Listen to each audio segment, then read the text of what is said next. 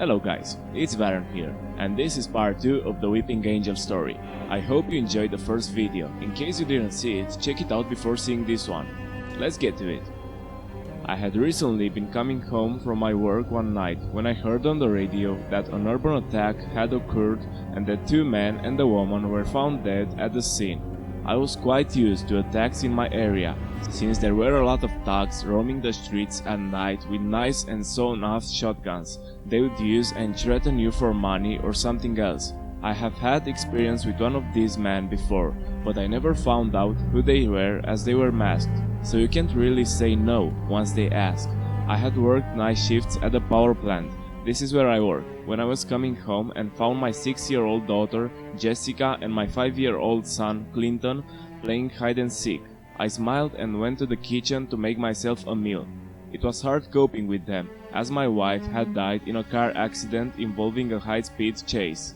She was killed when a truck crashed into her car. The poor kids never really knew their mother a lot.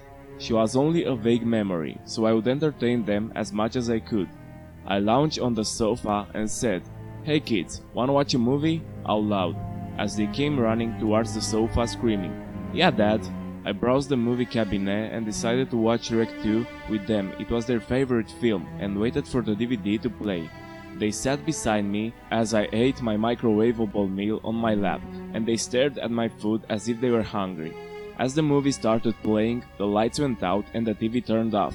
We couldn't see a thing, and I ended up dropping my food on the floor as my dog ate it near my feet.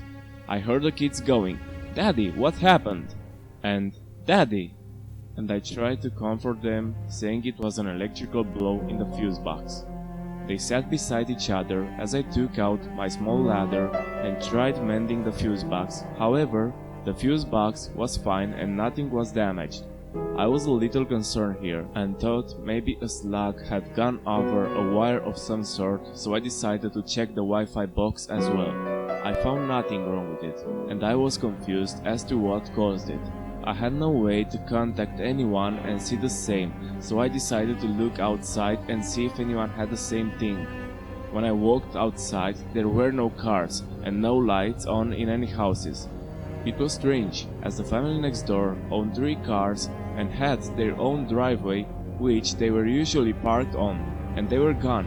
I knocked on their door and waited patiently, looking over my shoulder occasionally from the rustling leaves of a bird in the trees, and they opened the door. "Hey, has your electricity gone?" I asked. I noticed it was their teenage son who answered the door. "What?" he replied, sounding angry.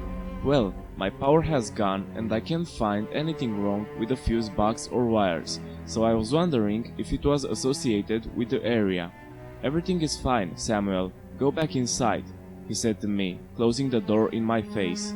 I was a little angry how he seemed to have no respect for me, and I just ended the conversation there. I opened the letterbox flap on the door and saw him walking off into the garden outside his house.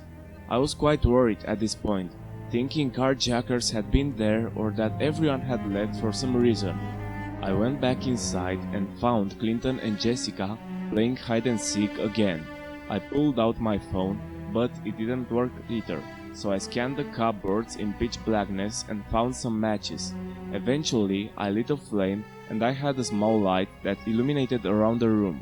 I found Jessica with her hands over her eyes, which I assumed she was counting for something whilst he hid, so I called Clinton down. "Hey Jessica, where's Clinton?" I asked her, trying to remain calm. "I don't know, Daddy," she replied with her hands still over her eyes. "Sweetie, you can take your hands off your eyes," I said, thinking she was counting for ages. "I'm not counting, Daddy," she replied to me, sounding serious. "Then, what are you doing?" I asked her, confused. "I'm copying the statue in the garden. It has its hands over its eyes," she replied. I looked into the garden, and surprisingly, there it was. It was a statue, a stone statue, just about my size. It had wings and was not there before. I approached the garden, opening the door as it creaked slightly, and approached the statue. I wanted to touch it. Maybe it was the neighbor's kid playing a trick on me, since he sounded stubborn when he answered the door. but I didn't touch it as I had a bad gut feeling. I went back inside and could not see Jessica anywhere. I looked into the closet, her room, and even under the sofa where she usually went, and that's when it happened. As I looked under the sofa, I saw a pair of feet in front of my eyes. I didn't know if they had seen me or not, but the feet were stone. I looked at them for a while as I was very scared now. I thought they had taken my children, so I asked it a question. Who are you?" I said to it. "Daddy, why did you leave me alone? It got me," the statue replied.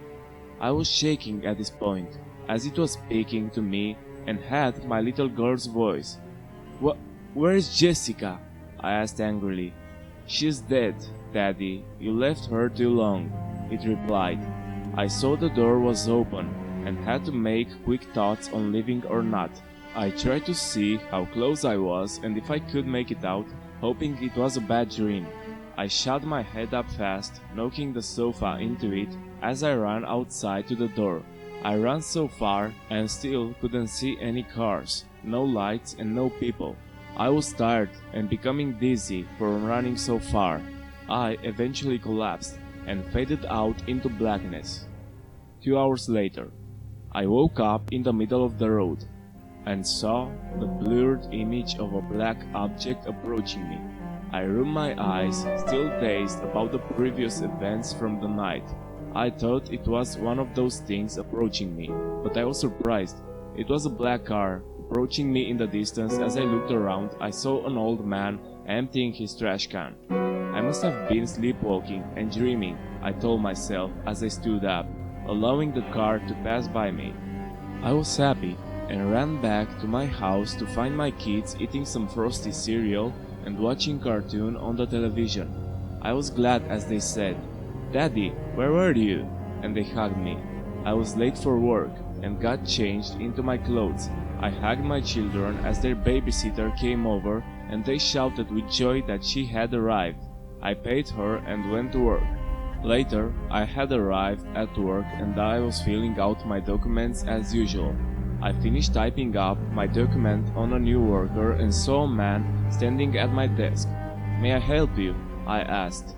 He dropped a picture on my desk and walked away, leaving the building.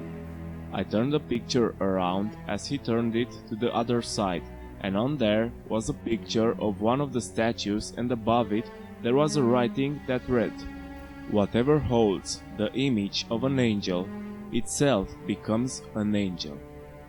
That was it for today, guys. The story of the weeping angel ends here.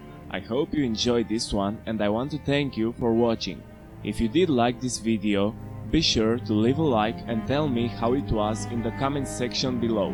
Also, subscribe for more like this. Stay safe and stay good. Until next time.